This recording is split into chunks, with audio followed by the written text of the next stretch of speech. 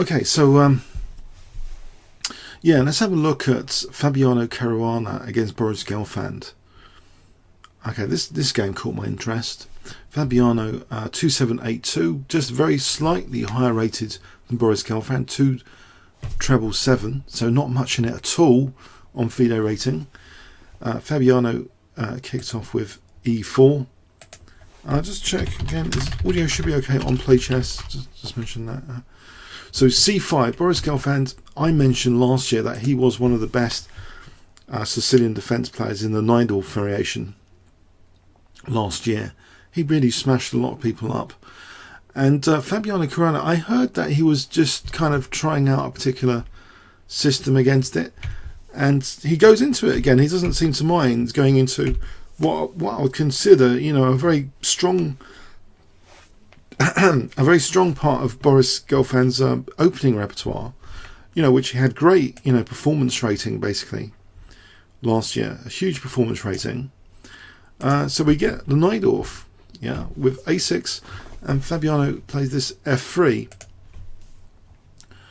And okay, this is not this is looking like an English attack system. This structure you often get when playing against a Sicilian dragon, but some English grandmasters started using it against other variations of the Sicilian. It's quite effective, you know, for bishop e3, queen d2, and castling queenside. So that's the idea. But black doesn't tend to play e6. Black does this usually, e5. So knight b3, and now bishop e6. As though black, he's not developing his bishop on f8 at the moment. It looks as though black might be striving even for d5, but he's contesting the d5 square, ready to take on d5. You know, this is like a hole in the position, and you can imagine black taking with a piece to try and put a white pawn there, and often that would be a good idea. So it's not such a hole on d5, that, you know, Boleslavsky hole, as it's called sometimes. So bishop e3 was played. And now this kind of prophylaxis move, h5, it's usually designed against g4 later. But it does weaken, of course, the g5 square. It has some downsides. Now, actually, knight d5 is played. And you might wonder, why would white be interested in sealing the hole on d5 here? Why play this immediate knight d5? I think one reason that the structure, the pawn structure, changes for white to have a 4-2 majority here. Black did take, and of course getting the light square bishop might be handy, but you see the pawn structure, the 4-2 here, could be interesting for c4 and then c5 later. And that's kind of the usual positional plan you'd expect from here, from the theme of the pawn structure. Let's see what happened though. Knight bd7, as though there's an interest in trying to hold up c4, c5 already before it's even conceived. Now we see queen d2, and Boris Gelfand actually might consider, well, he's considering here what to do with this bishop perhaps, and it looks as though, well, can the bishop just go to e7? Is that actually a possibility? Sometimes it might wriggle out later on the dark squares as a longer term plan. Actually, he just plays g6. He's going to fianchetto his bishop. And I guess in this particular position, it doesn't look as though d6 is a major issue. How can we actually get to that d6 pawn here? So this looks quite justified for the moment to play g6. I don't know if any of you have an opinion about that. Maybe just say. But bishop e2. And then we have bishop g7 to the fianchetto. And then actually white doesn't castle queenside. I mean, he's usually got this, he wants to castle kingside if he's doing this plan. He doesn't want his king on c1 for that plan. So castling. And now black castles. And now rook ac1. So far it does seem as though the thematic plan of playing for c5 here is going to be useful. If the d6 pawn can be eliminated, then the structure is a bit more vulnerable. The e5 is a bit more vulnerable. Trying to undermine the pawn chain here at its base is usually a good idea. But also just generally the c-file. These bishops look over the queen side quite nicely. So playing on the queen side seems fairly logical. Now black, in advance of this dream of c4, c5, kind of puts a dampener on things with b6. So not moving the rook. The rook's handy holding a6 here. b6 is just sealed up. It seems as though the move c4 would be pointless here. I mean, it doesn't seem to achieve anything. You might think queen b4, but then maybe, you know, maybe knight c5 to shield d6. What does white play? Well, actually, this is very interesting now. A little trick, a little trick to play on the other side of the board, maybe where black isn't expecting this. White actually plays h3, and okay, h3, g4 was already covered. The idea is not to cover g4 necessarily, but to play g4 now. And if you consider black playing, say, h4, it seems as though that would be too vulnerable to bishop g5. I don't know how this h-pawn's going to survive. What would white accomplish with the move g4? It's very, very interesting here, this idea if g4 is a plan. And this might have been some sort of prepared plan here. It is a surprise plan because the structure does seem to imply thematically c4, c5. So what does black do? What can he do about g4? He plays actually rook e8 and g4 is played. Now one consequence of this g4 is that potentially, okay, this knight doesn't look too clever on b3 at the moment, but you can imagine if this knight is dislodged, positionally, if this knight somehow could get back to that e4 square, that would be quite handy. Is there another threat, though, in the position? It might be g takes is useful, or f4 even might be on the cards. Because you can imagine the bishop actually is eyeing h5 as well, so even f4 might actually be on the cards, but it does concede potentially black the useful e5 square. This move really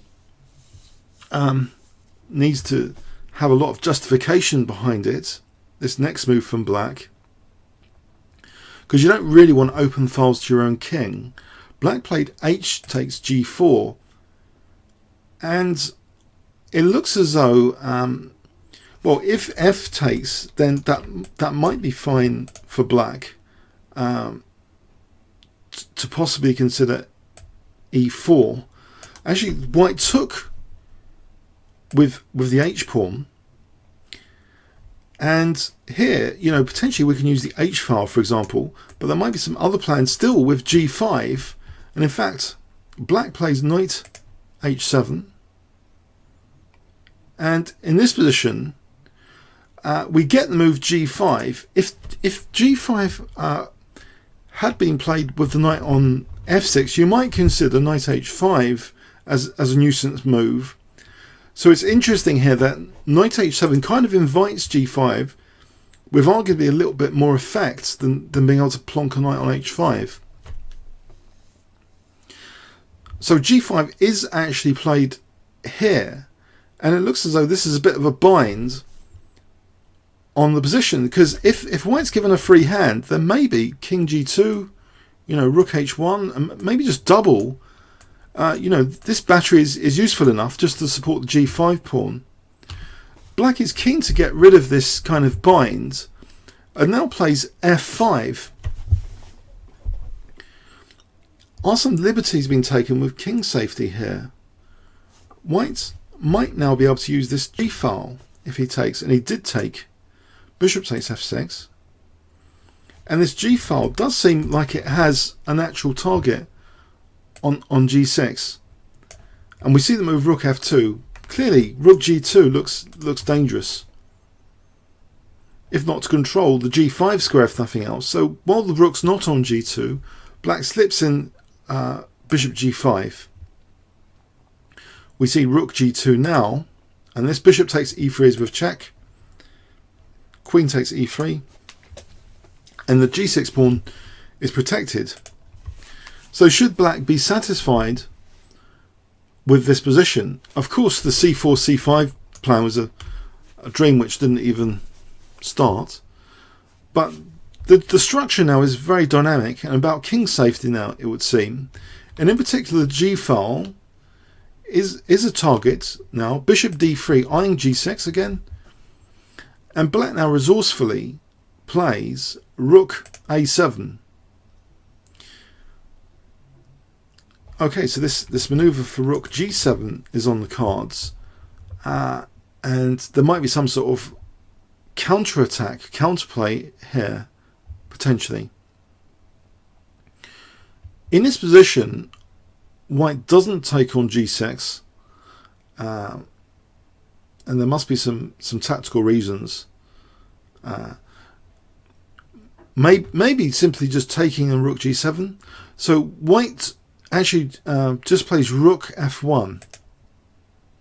Now with the knight slightly passive, you might think actually f4 is more effective, because usually a problem with f4 to releasing the e5 square is a knight getting to e5. It seems with the knight's kind of passive, f4 would seem more effective as an idea. It's stamped down on now with rook f7, trying to prevent, it seems, f4 to discourage it. But now queen h6 puts more pressure on g6. King h8 is played. Now the queen going to h6 did vacate the d2 square, and this maneuver seems entirely possible and useful now. Just leave, you know, the tension here of taking this pawn or not, and just improve the pieces, and then even the h file could be a problem. We see knight d2. Getting a knight on e4 is often a thematic plan when you're playing against King's Indian structures. A secure knight on e4, difficult to dislodge, will be putting pressure on d6, and will be threatening knight g5 as well. We see rook f4, and it looks as though this actually creates a threat here to interrupt knight e4. I think the threat might be rook h4.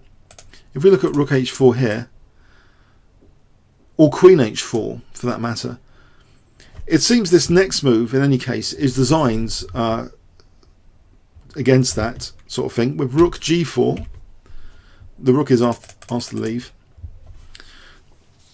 and taking here doesn't seem too attractive, that f file.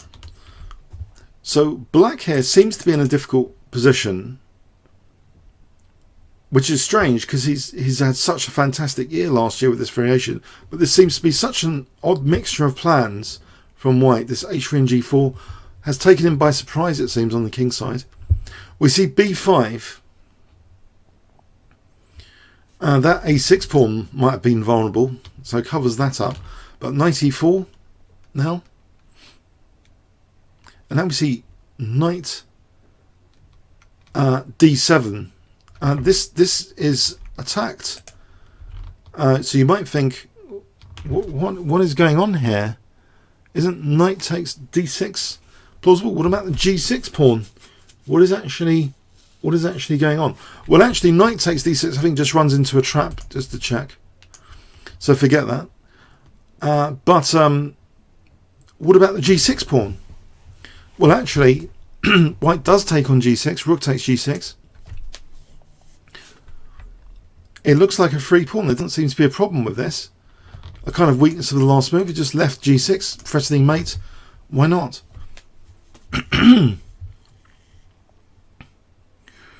Black parries this with rook g8.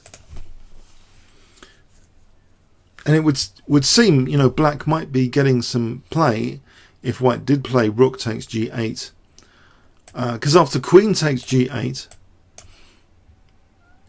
you know, black seems to have some pressure here on white's king. But actually what we see instead is a different move at move 30. Which seems actually quite crushing. Maybe this kind of stuff was overlooked. This continuation was somehow overlooked. Can you guess what white played here if I give you 20 seconds starting from now? I'm saying 20 because of the broadcast delay, by the way.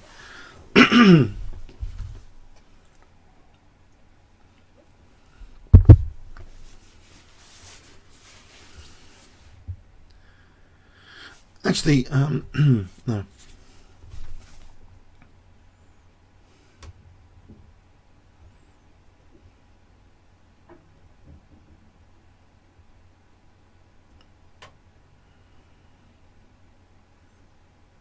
Any ideas what to play here with white?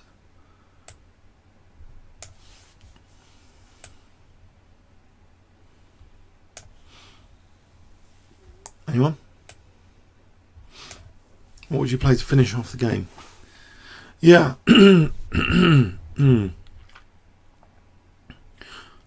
Okay.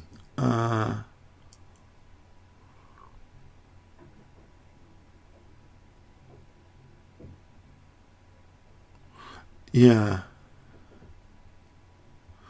White played knight g5, threatening mate on h7 actually. Pretty direct. And actually black resigned. If we check some stuff out, like queen takes g5 is only like rook and knight for queen. Rook takes, say, rook takes. It's, I think the king can just find shelter here with king f2. And that's really good for white. I think white's going to continue. Well, pressure on h7. There's rook h1 coming up. It looks pretty nasty. After say rook g7 here. Rook h1.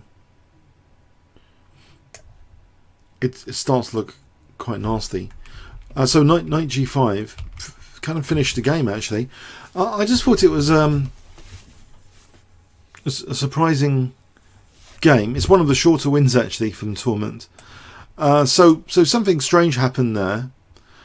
I don't know if this plan here took black by surprise, just to play h3 and g4, or maybe black shouldn't have played hg. If black hadn't have played hg, I wonder about this position. If maybe g5 and f4 would be troublesome. It'll be very interesting to do a detailed analysis here of. I mean, my question would be, was hg essential for black to play here?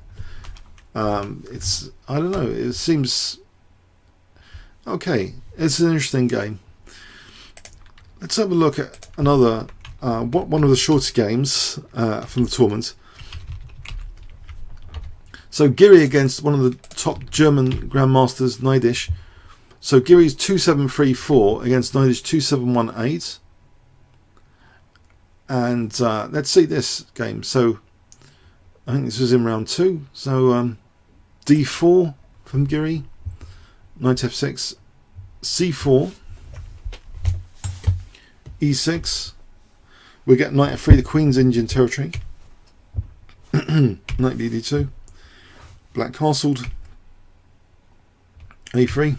Bishop drops back. Now, in the old days, there was a famous Alekhine game we looked at on the kingscrusher YouTube channel. Someone took on d2 and Alekhine smashed his opponent later with this dark square bishop. So black probably is an interesting just to retain the bishop here. E4.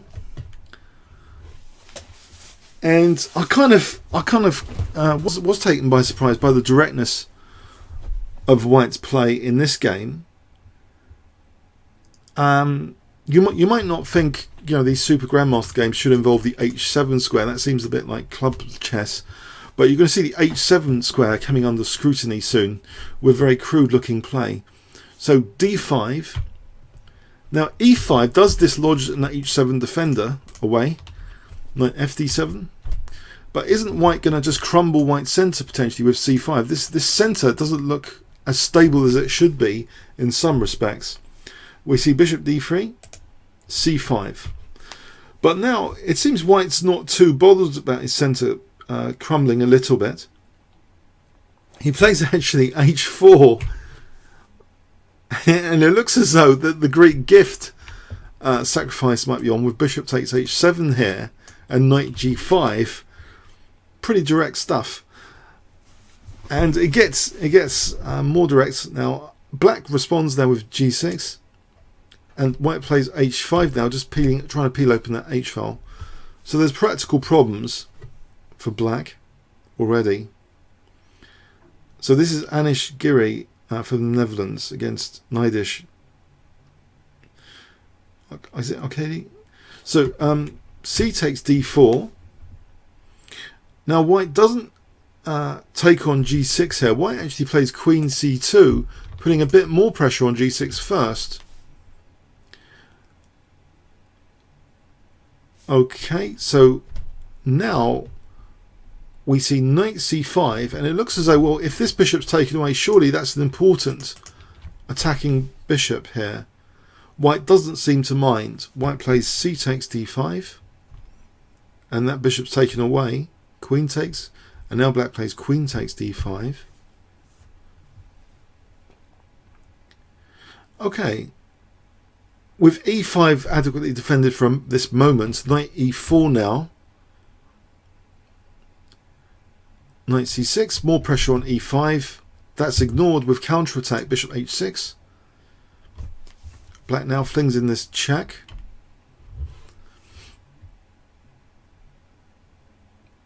And you might think, well, actually, can this sidestep, maybe queen a6 if a sidestep. If b4, I think maybe just bishop takes b4, we've got this loose piece here. I mean, queen d2 was played. Not minding the exchange of queens, which is an interesting decision as well. So White is kind of relaxed about losing his potentially useful attacking light square bishop, and he doesn't even mind the queens coming off. The h-file pressure can still persist, it would seem, into the endgame. So we see queen takes, king takes. It's useful for even this position without the queens. So rook d8, and now White finally opens up the h-file. Black takes with the f-pawn. He is concerned about king safety here, clearly, because usually you wouldn't want to take away from the centre unless there's very good reason. Now with hg, it would just seem knight f6 is pretty strong looking. We could just end up mating black on with bishop g7, for example. You know, takes. What does black do here? And then bishop g7, end of game. We're just mating black. So it's not a good idea usually to allow a huge pawn on f6. So here, f takes g is played. And we see bishop g5. The dark squares are weak anyway. This is a fact now. This bishop is a bit of a problem piece still. Black tries h5, and now White tries to open up more the h-file with g4. We see bishop takes g5. Knight f takes g5. So we've still got pressure on h5 here. It doesn't matter about e5, it seems. That is taken in exchange for h5. We have here, you know, everything still is ready for an attack on the king after all this. Check. And actually the king does interrupt the rooks being connected with king e1. Bit of an inconvenience there. Bishop d7. The knight's evicted. Knight a5. Rook c1. This looks quite tricky. If White had another move or two, then this kind of threat for knight f6 would be quite nasty. We see bishop c6. White takes on g6. This doesn't look nice. Have this kind of position. It looks pretty dangerous. Black's trying to get rid of the attacking pieces now. Black plays taking on e4. Knight takes. So can't the king defend itself for just the two rooks and the knight? So this is a key question here. It looks as though this rook c7 is a real pain, and black for some reason felt it seems rook c8 was unplayable. He plays actually king g7, and we see rook c7 check here. So black's getting that pawn. Is this really that dangerous? Well, we're going to find out now. Rook g1 check. And black has to be very, very careful indeed. In fact, he might already be in a mating net. We see king f5 and now f3, which looks to, if White's giving another move, then check king here, rook g5, because the knight is stopping that d6 square escape. So black plays now e5, but this is running into Rook G5 check now. And yeah, I think black's getting mated. King F4. King F2 now, just stopping the king using E3, threatening Rook F7 mate. Black tries to stop that. But now there's another mating possibility introduced with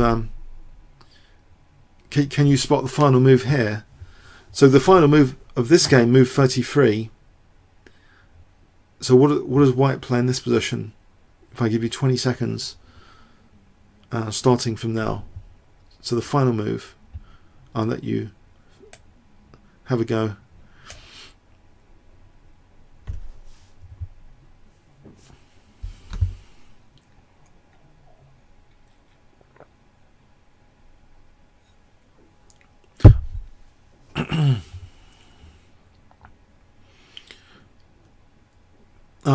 Pajerski says E5 was the losing move. Okay, I believe you if someone's done technical analysis. I'm afraid I didn't do much technical analysis. I just felt it looked pretty dangerous, the attack. Maybe there was a defense. But in this position, the final move.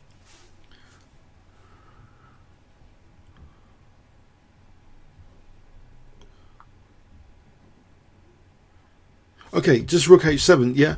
So it threatens Rook H4, and if black tries to defend with Rook H8, then we have Rook F7. So there's actually no defense basically to Rook H4. Oh, so this, yes, interesting. So let's have a look at another game.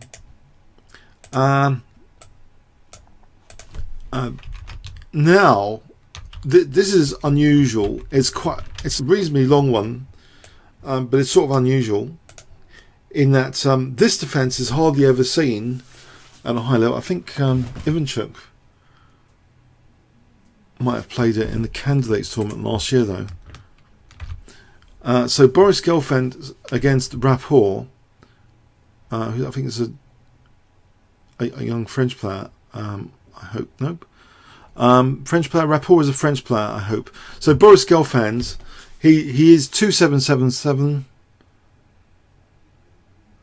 and Rf4 is 2691, approaching 2700. And Rf4 seems keen to experiment with different openings in this tournament. And actually, we get a very uncommon visitor in terms of opening theory to these really strong tournaments. We get the Budapest Gambit E5, and this took me by surprise. I really thought I should have a look at this game. So the Budapest Gambit. So D takes E4, and I think this is considered, Knight G4 is considered, I think, stronger than Knight E4. White protects E5, Knight F3. Bishop C5 attacking F2. White protects that with E3. Fairly standard stuff. Knight C6. Trying to recapture on E5, and white just leaves that here because white doesn't mind black getting the pawn back, because what we have here is D5 control. That's a semi-open file, and it's a nice D5 square. White doesn't often mind black getting that back. So we see Knight C3. Black doesn't take on E5 immediately. Black castled here.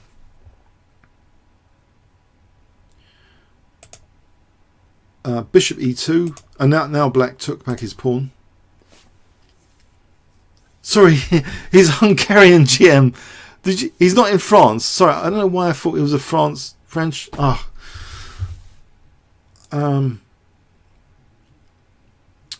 So okay, anyway, knight takes E5, knight takes E5, and white castled. Actually, I've got a book on the Budapest in my library from when I was a junior. And this next move often has ideas of using like this third rank. And I thought it was quite fun that there's this kind of opening which you can try and attack using the third rank, potentially. But actually, black doesn't play that sort of thing. Sometimes you get that because the third rank is clear. King H1, and actually black blocks the third rank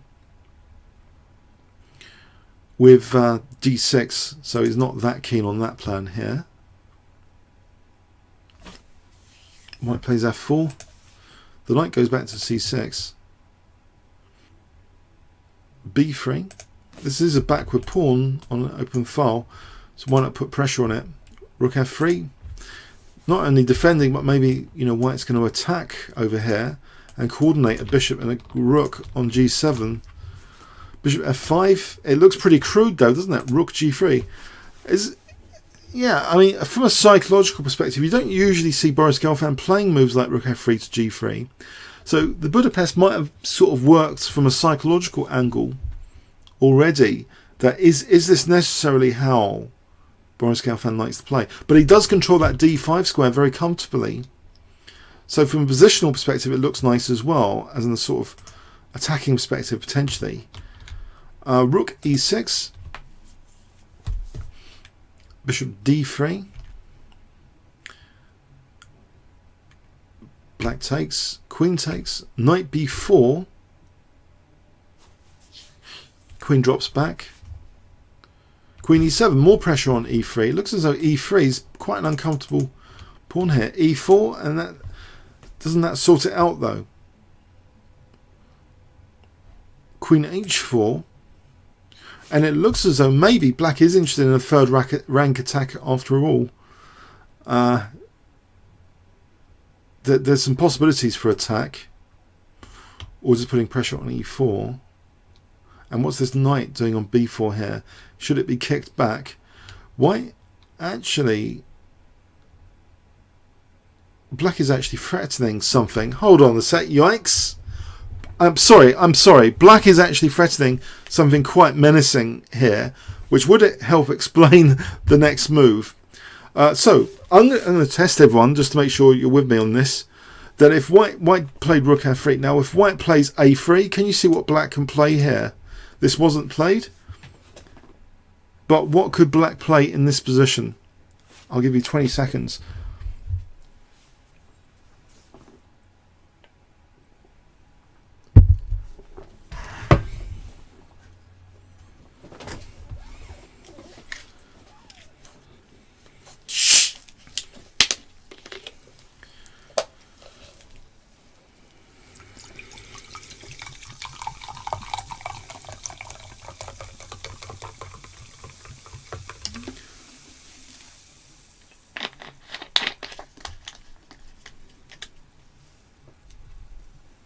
Okay. Yeah. It seems rook f3 was played for a definite reason. So in the game we saw rook f3 because actually, I mean, it seems as though queen takes g3 is possible. This third rank's pretty dangerous. You know, if taking, then rook h6 is mate. So actually in the game we see this move rook f3. So often, you know, grandmaster moves are responding threats. They're not all the grand plans, you know, 20 moves ahead. So rook f3 just responded to a threat really in this particular case. But now actually things get really funny now in this position, because actually black, now this queen's actually not got a view to e1 here. If only this queen wasn't defending e1. So a technical move here. What does black play in this position to try and celebrate this queen looking at e1 now? What does black play here?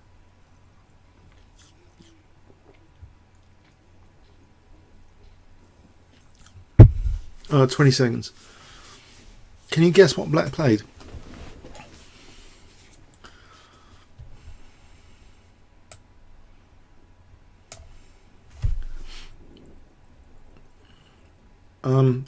Actually, it's quite a long game. I shouldn't really do too many of these. Guess the move. I think I should just show you. Actually, I'm going to show you. Knight c2. Trying to lure the queen away from e1. Okay, so that's ignored. And black gets in this queen exchange. Takes the queens off. Attacks the rook. So does black have a good position here? It would seem this knight's a nuisance on e1. you know, for rook f1, maybe knight d3. So the rook stays on this third rank. Bit of a nuisance knight on e1. Rook g6 is played.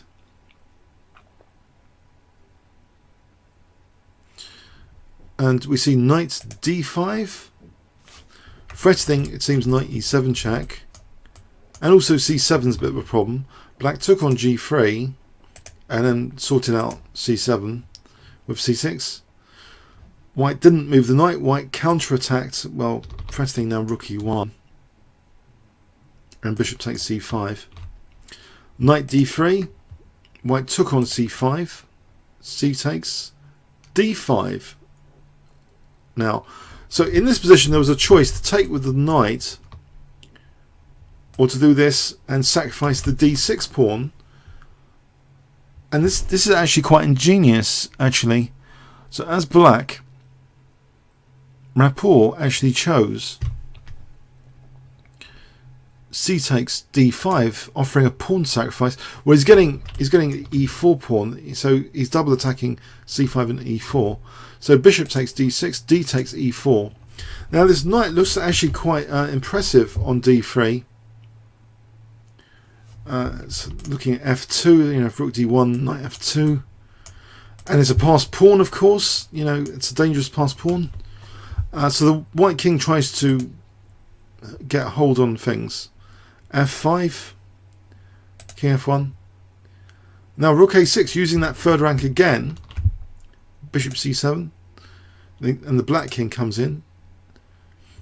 So it is impressive here that potentially, well, white doesn't really like this pawn chain. He wants to undouble his pawns as well. He played actually g4, rook c6, not caring about f5 dropping. He's attacking the bishop for a moment anyway. So the bishop, and not caring about a5 dropping, because actually he's got a2 behind it. So actually, where is this bishop moving? If the bishop moved to e5, I think black might actually be able to just play knight takes e5. And we might be able to play this, and we've got nice passed pawns here. And we've left white doubled, and this pawn's still weak. That looks horrendous. So where is this bishop actually moving here? I don't know, bishop d8 just loses f4. No, so bishop takes a5 was played, a lesser evil move. What I'd call a lesser evil move, so it doesn't look brilliant, the white choices. Rook a6, bishop c3, and the rook on the 7th is just not very pleasant. With a huge knight on d3 and a huge passed pawn, it's not very pleasant. Even if white's winning this f5 pawn, e3 now threatens e2 and other stuff. Is pretty dangerous. The bishop is highlighted, is controlling e1 though. That's not a major disaster just at the moment. g3, rook c2. So the bishop wants to control that e1 square for e2, e1. So bishop e1 is played. But now black improves his king in this endgame. King f6.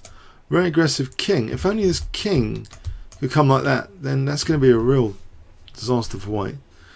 So we see g4, and now the king's trying to break into the position with h5, trying to undermine here. Check, driving the king back, king f7.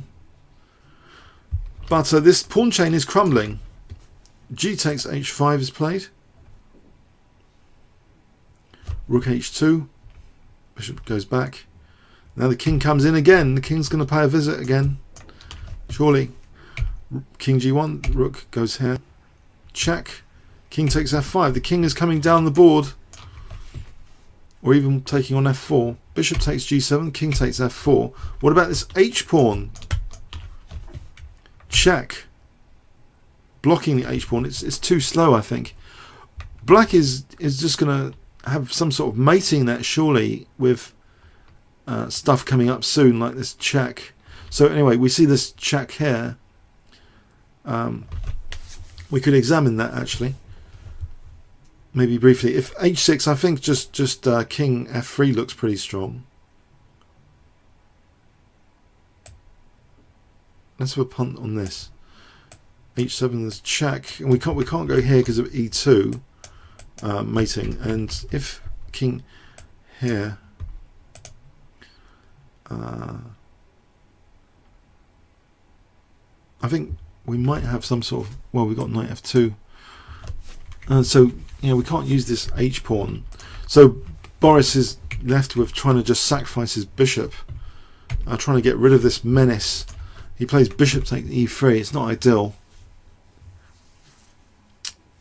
So the Budapest has relatively worked. He's a piece up now. Whoops. Bishop takes e3. So this is just trying to stave off, the mating net. It is a piece up, and we see a few more moves of this game, but it seems to be like technique kind of thing now. Black's getting that h7 pawn soon. He gets b4 here potentially as well, but he doesn't take at the moment. So here, that's check, driving the king back first, now taking on h7. Then he takes the b4 pawn. He's just a piece up. And here, actually, Boris Gelfand resigned.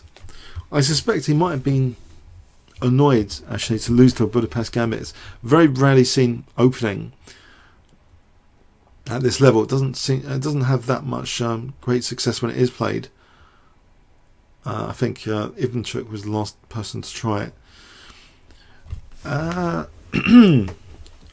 Okay, so yeah.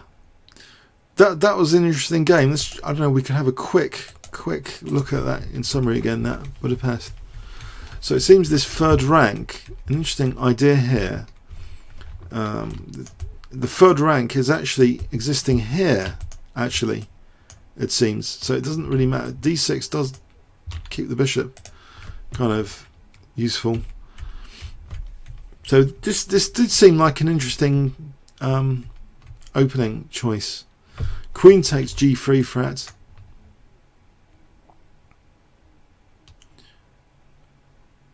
And I wonder about rook h3 here. There might have been, I don't know, queen f2. Could have been annoying. Yeah, very tactically played game. And, getting this knight on d3, he doesn't mind this rook on the 7th and losing the f5 pawn. King sort of crawling up the board tactically here. So okay, and it's just sort of technique after that. I actually haven't got any more games to go over except this over the board from last night, but I'm not sure I should cover it because it's kind of polluting the video a bit, I don't know, with different subjects. So I don't know, how long has it been? I think we can meet up next week then. Thanks for coming, and I might cover some over the board chess next week in a specific session next week. So hope you got something from that. Comments or questions on YouTube. Thanks very much.